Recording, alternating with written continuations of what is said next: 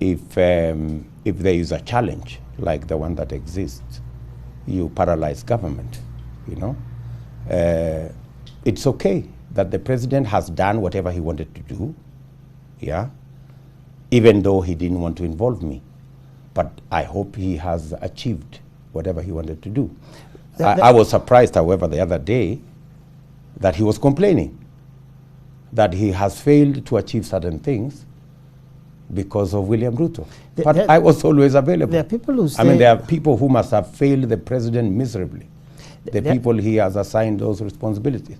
Haven't you heard people say, Bwana DP, that there was a point at which it looked like a co-presidency, that the DP would go somewhere and say, serikali yangu na rais, that there was an impression that was created that there was competition within the presidency, and that part of that responsibility perhaps lies with you because of that impression that you created that the president was not the only president we had? Can you be able to produce any place, in any manner, that I said anything to the effect that there was a co-presidency?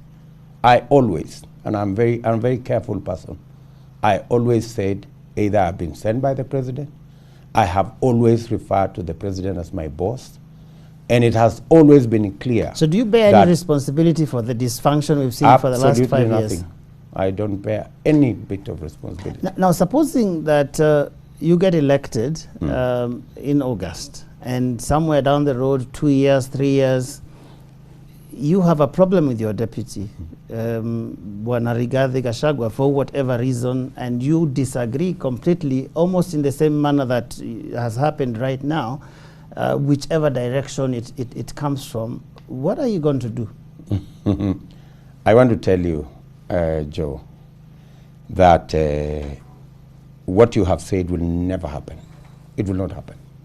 It doesn't just depend on you, sir. I want to tell you that I will not allow, for example, my running mate or my deputy president to be humiliated by junior staff.